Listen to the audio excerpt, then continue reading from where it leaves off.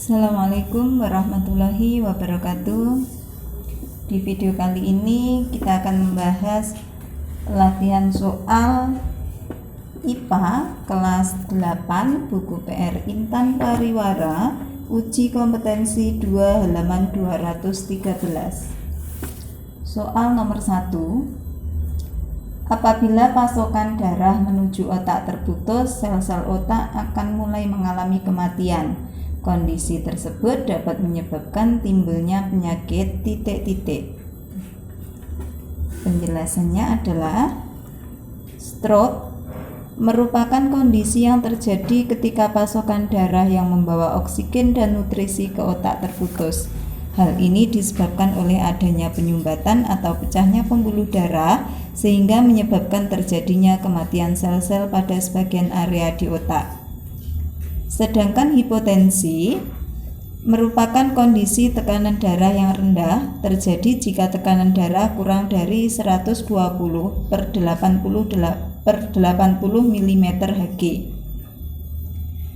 Hipertensi merupakan kondisi tekanan darah yang tinggi di dalam arteri terjadi jika nilai ambang tekanan sistolik antara 140 sampai 200 mm Hg atau lebih dan nilai ambang tekanan diastolik antara 90 sampai 110 mm Hg atau lebih.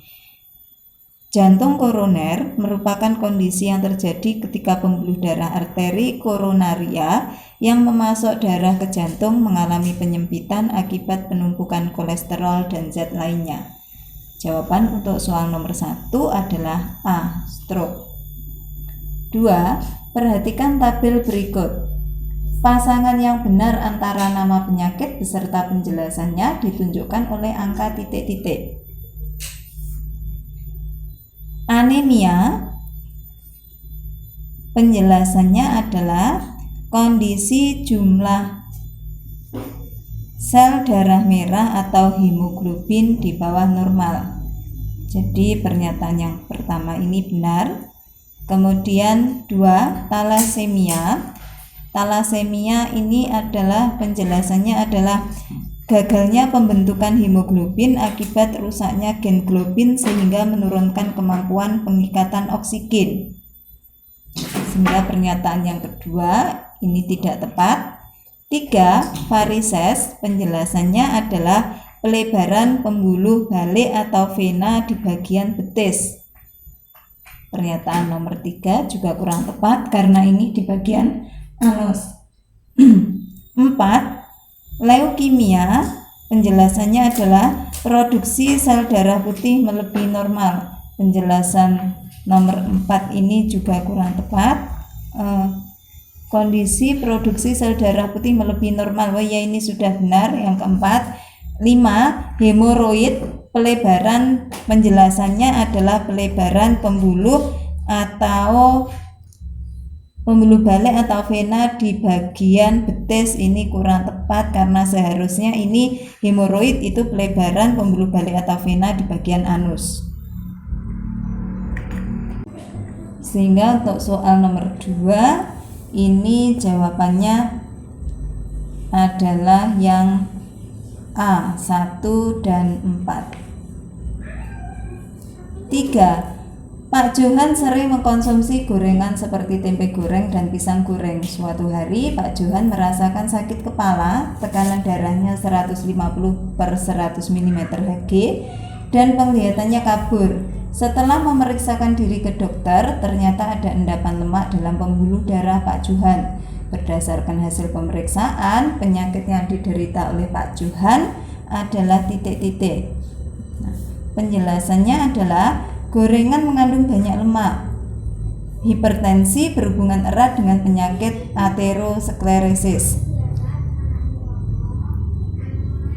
Adanya endapan lemak dalam pembuluh darah menyebabkan tekanan darah dalam dinding arteri lebih tinggi yang menimbulkan hipertensi. Sementara itu, embolisme merupakan gangguan yang menyebabkan pembuluh darah terisi oleh benda asing seperti lemak. Leukositosis merupakan gangguan yang disebabkan oleh produksi sel darah putih yang melebihi normal. arteriosklerosis. Arteriosklerosis ini adalah kondisi dinding arteri kehilangan elastisitasnya karena adanya penimbunan zat kapur. Sehingga untuk soal nomor 3 ini jawabannya adalah yang C. 4.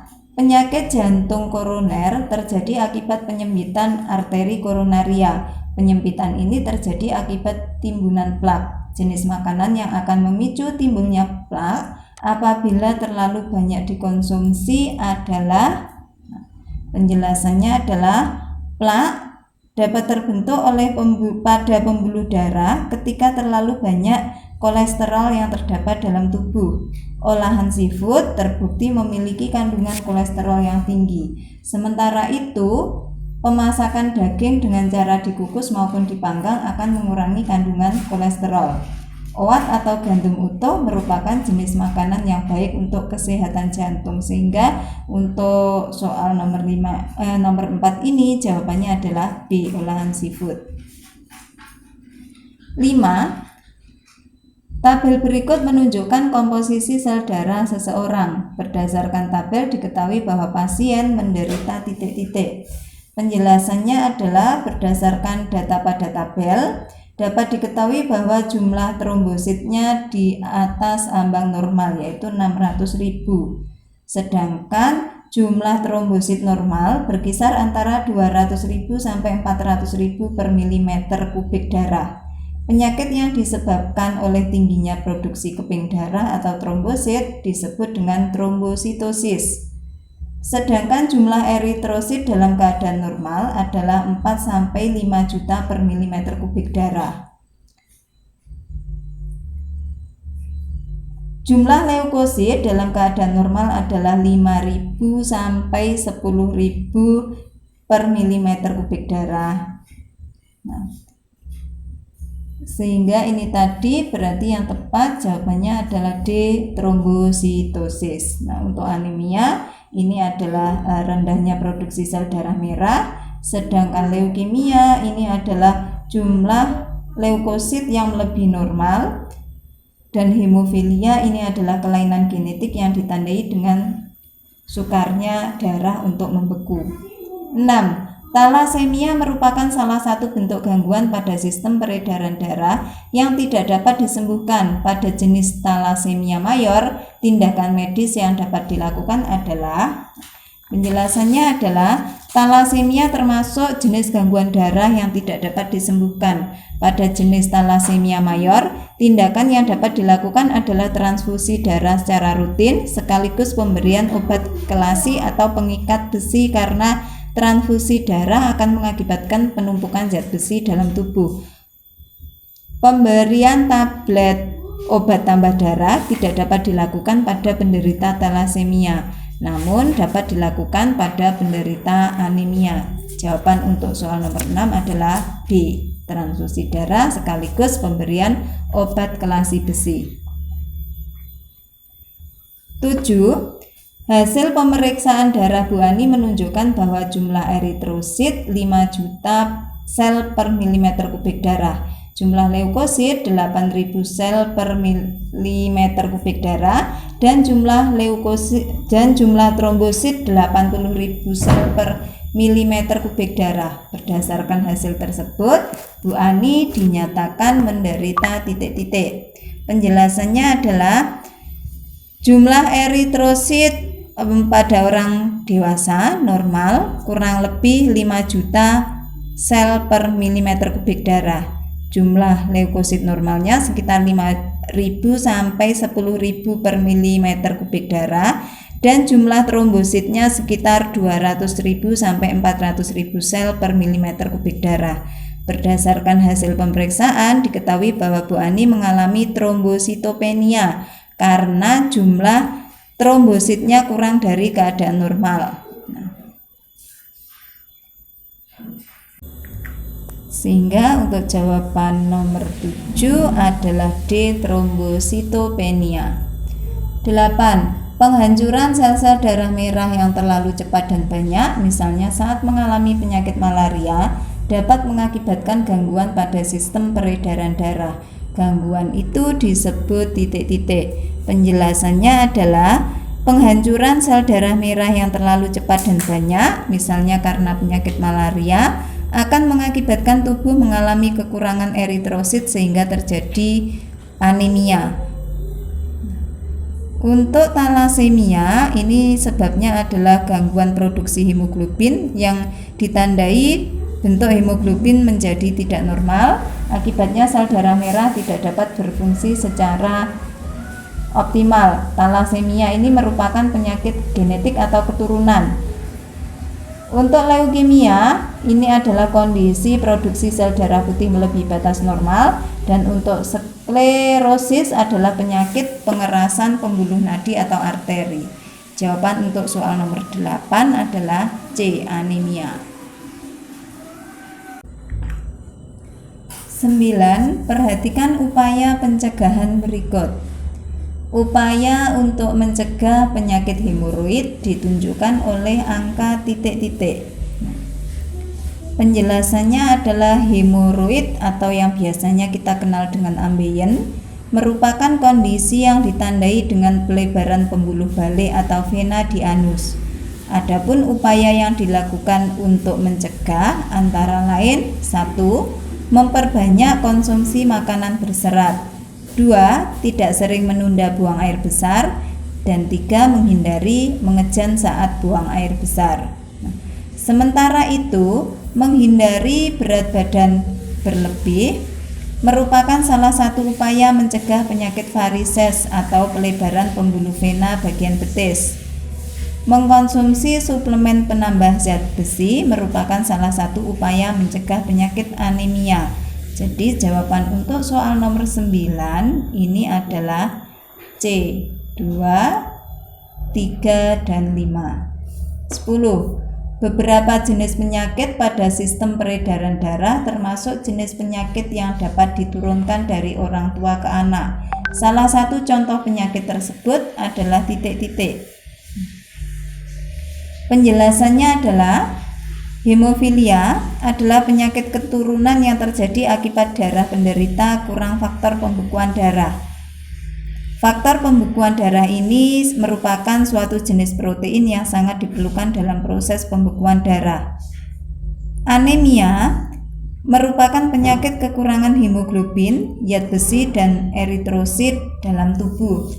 Apabila dalam darah jumlah eritrosit, sel darah merah ataupun hemoglobin berada di bawah normal, dapat mengakibatkan timbulnya anemia. Sedangkan hipertensi merupakan kondisi tekanan darah yang tinggi dalam arteri, terjadi jika nilai ambang tekanan sistolik antara 140 sampai 200 mmHg atau lebih, dan nilai ambang tekanan diastolik antara 90 sampai 110 mmHg atau lebih.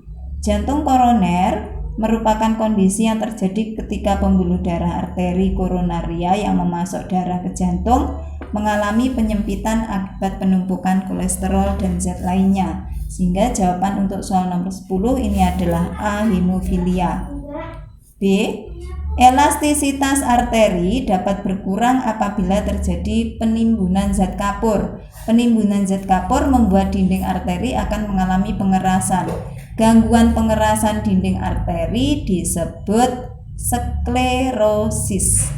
2. Kombinasi antara pola makan rendah serat, kurang aktivitas fisik, dan obesitas dapat mengakibatkan pelebaran pembuluh darah balik di sekitar anus.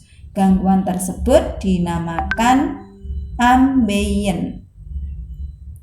3. Kondisi lingkungan yang tidak sehat akibat asap kendaraan bermotor maupun asap rokok menciptakan radikal bebas dalam tubuh.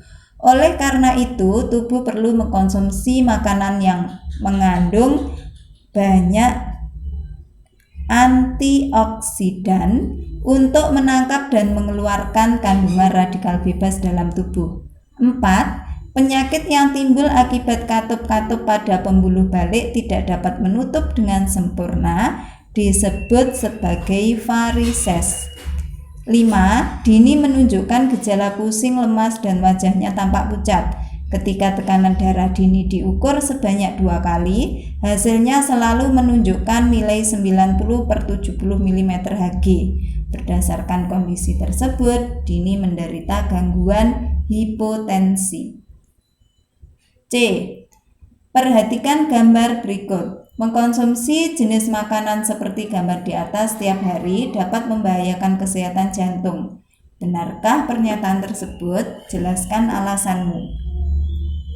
Jawabannya, makanan pada gambar tersebut adalah makanan yang tergolong sebagai junk food. Junk food adalah jenis makanan yang tinggi kandungan gula, lemak, garam, dan minyak. Terlalu sering mengkonsumsi junk food dapat mengakibatkan tubuh kesulitan mengolah kolesterol sehingga zat-zat tersebut menumpuk di dalam pembuluh darah. Tumpukan kolesterol di dalam pembuluh darah membuat aliran darah tidak berjalan lancar, termasuk aliran darah yang menuju jantung. Akibatnya, oksigen maupun nutrisi yang dibutuhkan jantung menjadi tidak tercukupi. Kondisi ini dapat mengakibatkan kematian sel-sel jantung dan serangan jantung secara mendadak. Jadi, pernyataan tersebut adalah benar. 2. Lala dan Lili sedang berdiskusi tentang gangguan pada leukosit yang berupa leukositosis dan leukemia. Menurut Lala, leukemia dan leukositosis adalah sama karena berupa peningkatan jumlah leukosit. Adapun Lili menyimpulkan bahwa keduanya berbeda meskipun mempunyai kemiripan. Kesimpulan siapakah yang tepat? Jelaskan alasanmu. Gangguan pada sistem peredaran darah ada bermacam-macam. Pada leukosit terdapat gangguan yang disebut leukositosis dan leukemia. Jumlah leukosit orang dewasa sehat atau normal sekitar 5.000 sampai 10.000 per mm3 darah. Apabila jumlah leukosit lebih dari 10.000 per mm3 darah, maka orang tersebut dikatakan menderita leukositosis. Sementara itu, leukemia merupakan suatu kondisi ketika di dalam tubuh terdapat lebih banyak leukosit yang tidak normal yang justru merusak sel-sel tubuh yang normal. Salah satu ciri dari leukemia adalah leukositosis. Dengan demikian, dapat disimpulkan bahwa ada persamaan antara leukositosis dan leukemia, yaitu dicirikan oleh tingginya jumlah leukosit di dalam tubuh. Perbedaannya, leukositosis tidak selalu ditimbulkan oleh penyakit leukemia, tetapi leukositosis seringkali menjadi indikasi awal terjadinya leukemia pada tubuh seseorang. Oleh karena itu, kesimpulan Lili lebih tepat daripada kesimpulan Lala. 3. Berdasarkan hasil pemeriksaan, eritrosit burani sebanyak 3.500.000 per mm3 darah, leukosit 8.000 per mm3 darah, dan trombosit 250.000 per mm3 darah. Bagaimana kondisi burani berdasarkan hasil pemeriksaan tersebut? Jelaskan. Pada orang dewasa normal, jumlah eritrosit kurang lebih 5 juta per mm3 darah. Jumlah leukosit sekitar 5.000 sampai 10.000 per mm3 darah dan jumlah trombosit sekitar 200.000 sampai 400.000 per mm3 darah. Berdasarkan hasil pemeriksaan, burani mengalami anemia. Hal ini dikarenakan jumlah eritrositnya kurang dari 5 juta per mm3 darah. Adapun jumlah leukosit dan trombosit masih dalam jumlah normal. 4. Apa yang akan terjadi jika pembuluh arteri koronaria mengalami penyumbatan lemak?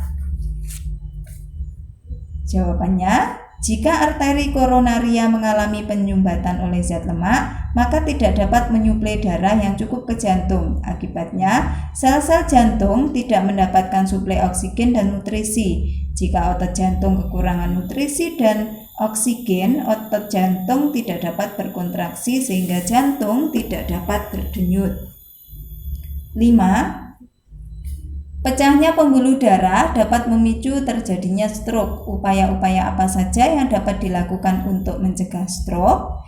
Jawabannya adalah Stroke merupakan kondisi yang terjadi ketika pasokan darah ke otak terputus akibat penyumbatan atau pecahnya pembuluh darah sehingga menyebabkan kematian sel pada sebagian area di otak. Penyumbatan dan pecahnya pembuluh darah dapat disebabkan karena adanya penumpukan kolesterol. Penumpukan kolesterol dapat menyebabkan plak sehingga aliran darah ke otak menjadi terhambat. Stroke ini dapat dicegah melalui penerapan pola hidup sehat seperti mengurangi konsumsi makanan yang mengandung banyak lemak, mengkonsumsi makanan sehat dan bergizi, serta berolahraga secara teratur. Nah, demikian tadi pembahasan IPA kelas 8 buku PR Intan Pariwara uji kompetensi 2 halaman 213 sampai dengan 215. Semoga pembahasan kali ini bermanfaat. Terima kasih sudah mengikuti Asmagama Channel. Jangan lupa tulis di kolom komentar jika kalian menghendaki pembahasan soal pada halaman ataupun materi yang lainnya. Terima kasih. Wassalamualaikum warahmatullahi wabarakatuh.